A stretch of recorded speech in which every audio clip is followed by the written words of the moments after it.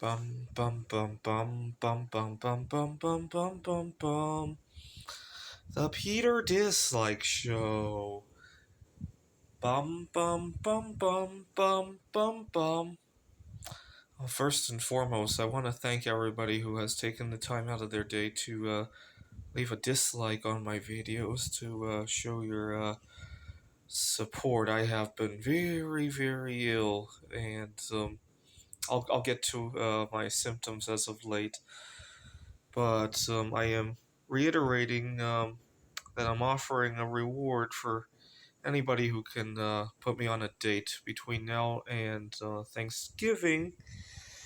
And call me crazy, but my life has been put on hold, right? You guys saw how bedridden I was last night. I can hardly sing the Peter Dislike song. I developed a very bad chest pain.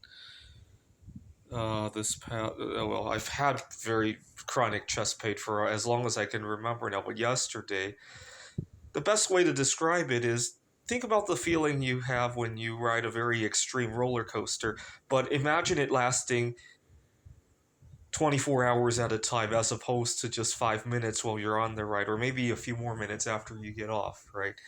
Or try to imagine you go to your favorite theme park and by some miracle there's no line, right? Maybe you break in during the COVID-19 pandemic and you just ride the ride on and off, on and off, on and off for 48 hours in a row, right? Try to imagine doing that, right? If I had to describe physically how I felt, that's not even counting the mental anguish that I feel. And life has been kind of put on hold, right? I want to be getting back to my AI for the game of Scout, and I hope to travel a little bit. And I can only imagine what it would be like if I got to hug somebody today, right? And so call me crazy, but if I give away this reward, this is something that I can earn back in like at most a few weeks, right? And my life won't be on hold for those few weeks, right? So call me crazy, but it's a good investment in my opinion, and I'd like to share some of my stuff anyway. But I thought I would go in detail about every little piece that I'm giving away so that you guys can have a better appreciation for it. So right now, as I speak, a lot of central banks around the world are crazy buying maybe not silver but gold, and a lot of former demand for gold is spilling over into silver, right? The other Peter Bum Bum talks extensively about this, right? And so here we got 1,000 grams, kilogram of silver. To give you an idea of just how rare silver is, in all of human history, we have mined about 50 billion ounces of silver. That's about 7 ounces per capita, right? So this one bar has four people's worth of silver, right? To put that in perspective, the global money supply, M2 supply, is about $20,000 per person, if I remember correctly. So if you think of money, if you think of the silver supply as the money supply, this is like $100,000 bill, right? Of course, nobody uses silver as money anymore, but if we did, that would not be far from where it is. Here's another metal that is kind of the opposite of investing in silver. Right? This is indium. On the periodic table, it's two spaces to the right of silver. You're probably looking at a cell phone screen that contains a small amount of indium for the touch screen, right? It's a very soft metal. It's got a low melting point. I almost thought about making some art out of indium, but it makes a mess when you melt it, apparently, and I'd hate to lose any of this metal, so I haven't really tried that. I may eventually when I figure it out a little bit more. So we'll throw in a kilogram of silver and half a kilogram of indium. Here's some more silver that I want to throw into the reward. These are 2 ounces each, six-sided die. They brought me a lot of good luck at a backgammon tournament when I was living in New York. I have not so good relationship with backgammon. Unfortunately, most of my peers who play backgammon, they want to gamble money on it, and a lot of times the amounts are a little bit more absurd than I'd like to spend. Right? I was at a uh, I competed in the beginners division. I believe the entry fee is $30 each time at the New York Open at least, and then there's other events during the year. And I won the second place one time. I think I won $90, and then I wasn't allowed to compete in the beginner division anymore. I need to change my appearance and then change my name to Peter Dislike just so I could go back to the beginner division. Not for any nefarious purposes, but because that's about as much money as I want to budget for backgammon, right? But now I can only play in the. Actually, I don't think I can play in the intermediate division either, uh, because I, uh, I won. I won fourth place there, and also I competed with my backgammon AI as a special event, and now everybody just thinks I'm an expert anyway.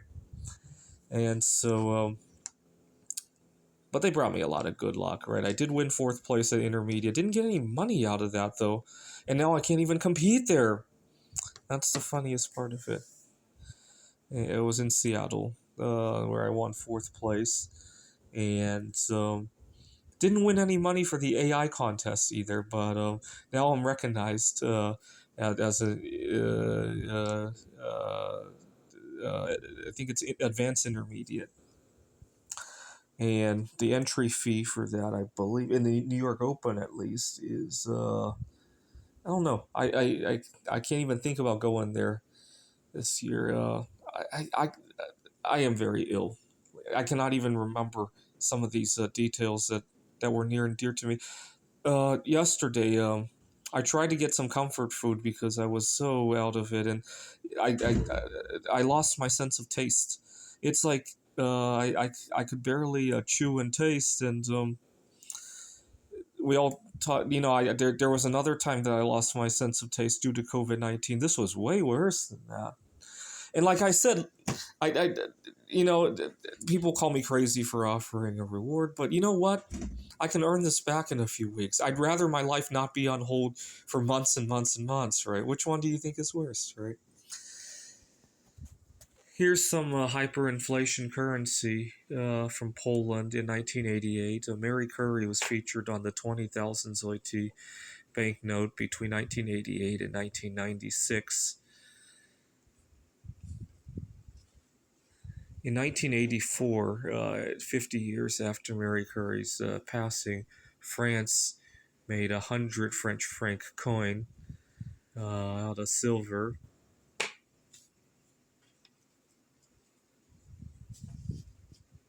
Here's a souvenir I bought in Wallace, Idaho, of Donald Trump back when he was running for 2020. Now that he is president again, has some significance, right? I was just thinking when I was in fifth grade, I tried to memorize all the presidents that Bill Clinton was president at the time. I tried to memorize the entire list of 42 presidents at that point, right? And I learned as a piece of trivia that we only had one father and son as president, right? James Adams and James Quincy Adams at the time, right? And we only had one president that served two non-consecutive terms, Grover Cleveland, and in between that we had Benjamin Harrison, right? I was in fifth grade. This would have been 1997, and I never imagined we would have another father and son, and another president to serve two non-consecutive terms, right? Uh, what other curiosities did I learn at the time? Four presidents had been assassinated at that time. We still only have four. Right? We came very close to another one, right? And so, actually, I did some math, and if we make it to January of 2026, it will be the longest stretch in U.S. history that we haven't had a president be assassinated, right? So we had 62 years and some number of months in between James McKinley and John F. Kennedy, and we're about to break that streak since John F. Kennedy. Right? If we make it to January of 2026, it will be. We need to set off fireworks if we make it to January of 2026 without another president being assassinated. Right? We've had quite a number of attempts since then. Right? Obviously, we had the one on Donald Trump, and we had one on Ronald Reagan in 1981. We had two on what was that? See, I am so sick I cannot even remember these things. That Gerald Ford, and there was an attempt on didn't get very far, but this guy who was very upset about Nixon's policy on small businesses. He had been denied a small business loan, but he had planned to hijack a plane and fly it into the White House. This was in 1974, I think. And he ended up shooting two pilots. This was around the time that airports first started having metal detectors. And he ran through the detector as it went off and got onto the plane and ended up shooting two pilots before shooting himself.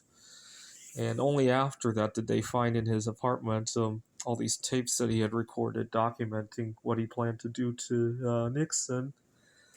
And what other? We had grenades thrown at George Bush. And there's a shoe thrown at George Bush when he was giving a speech in Afghanistan. There was a book that was thrown at Barack Obama while he was in a rally here in the United States. Can't remember what state that was. All right, on with the rewards. We got Donald Trump. I would mention a little history of where I bought some of these things. I bought this one around the time of Mary Curry's. I was celebrating Mary Curry's 150th birthday in 2017. So some of these have been with me for a long time. But like I said, I'd rather give them up because first I could inspire somebody else to collect some of these collectibles. I think some of these have great potential of having a lot of value one day. And second, like I said, my life has been on hold. I can't taste things. I can't focus. I I desperately need to focus again. Right, I got finals coming up. My students need me, and I'm just not there for them anymore. And I I uh, I bought one of these off of Etsy, and one I bought when I was visiting Poland, actually. Also around the time of Mary Curry's birthday. Here's a copper cross that I go to an art show every quarter, and I traded one of my bismuth crystals for this with one of the artists there. My favorite bismuth Ganesh, and my most proudest thing is I figured out how to pour it in a way that the backs can look interesting too, right? You may remember in the past, bismuth would gush out of the back and make a mess out of the piece, right?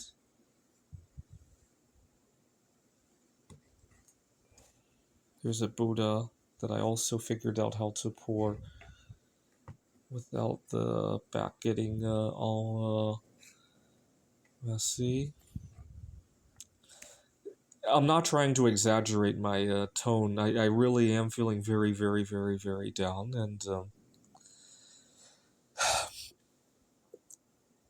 here's my favorite bismuth crystal as of late. I hope to do more of these. Unfortunately, I had hoped that my bismuth would arrive before the holiday weekend, but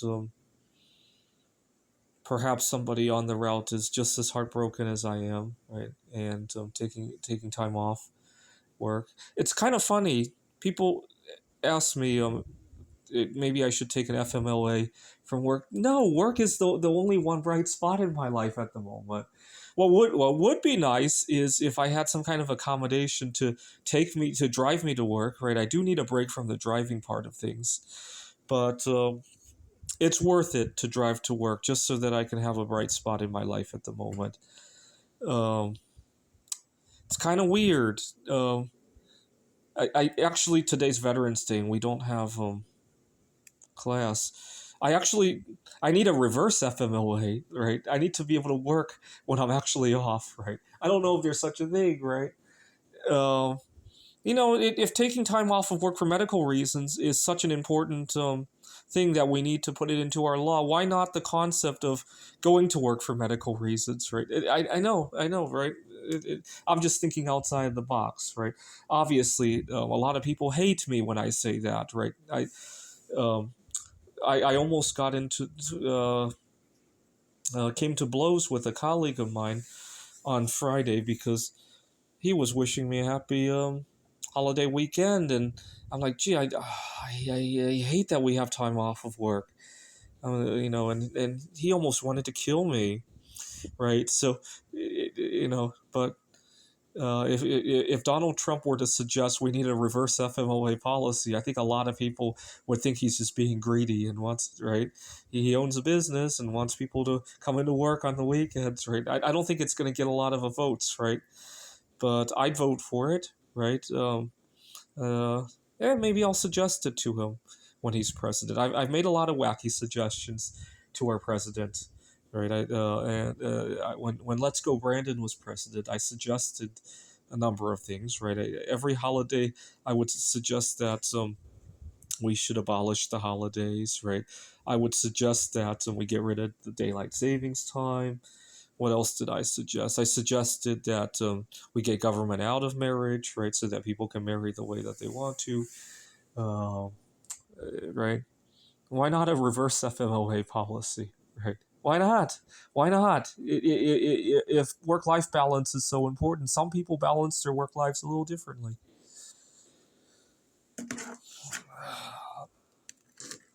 Here's a 2020 Silver Eagle.